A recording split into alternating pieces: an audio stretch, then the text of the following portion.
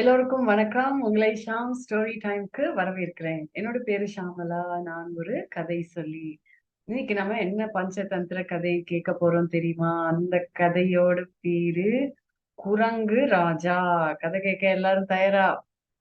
ஒரு காட்டுல நிறைய மிருகங்கள் வாழ்ந்து வந்தன. அவங்க எல்லாரும் எப்பயுமே ஜனநாயக முறைப்படி அவங்களோட ராஜாவை தேர்ந்தெடுப்பாங்க.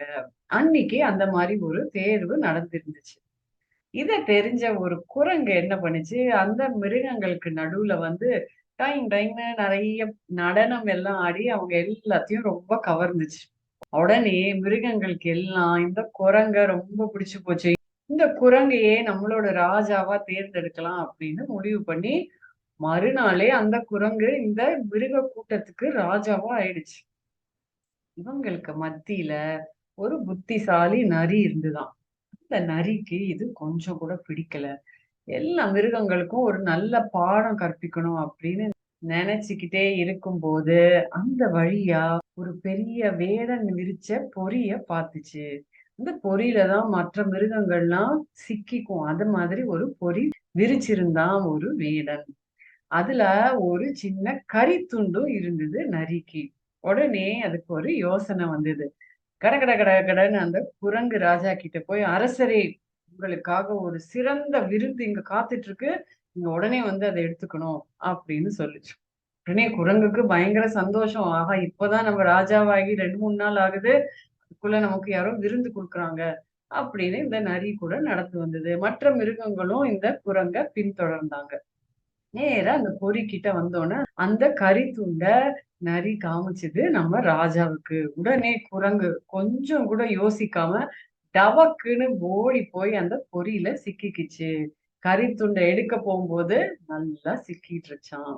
"ஐயோ! ஐயோ! ஐயோ! என்ன காப்பாத்துங்க!" அப்படின்னு கத்துச்சு. அப்ப அந்த நரி திரும்பி எல்லா மிருகங்களையும் பார்த்து சொல்லுச்சாம். "தெரியுதா உங்களுக்கு? அறிவே இல்லாத ஒருத்தன நம்ம ராஜாவா தேர்ந்தெடுக்க கூடாது. ராஜா தான் நம்ம எல்லாரையும் காக்க போறவன் இல்லையா? நம்ம யோசிச்சு தான் முடிவு பண்ணணும்." அப்படின்னு சொல்லிட்டு, நரி மற்ற மிருகங்கள கூட்டிட்டு திரும்ப வந்துருச்சாம். அப்பதான் அந்த மிருகங்கள் எல்லாத்துக்கும் தெரிஞ்சுது. ஆஹா! எப்படிப்பட்ட ஒரு ராஜாவ நாம தேர்ந்தெடுத்திருந்தோம். இனிமேல் நம்ம புத்திய உபயோகிச்சு நல்லபடியா ஒரு ராஜாவ நாம தேர்ந்தெடுக்கணும் அப்படின்னு நெனச்சாங்க. அதுதான் இந்த கதையோட முடிவு. கதை உங்க எல்லாருக்கும் பிடிச்சிருந்ததா? பிடிச்சிருந்ததுன்னா, ஷாம் ஸ்டோரி டைம் அப்படிங்கிற யூடியூப் சேனல்ல பதிவு பண்ணிக்கோங்க.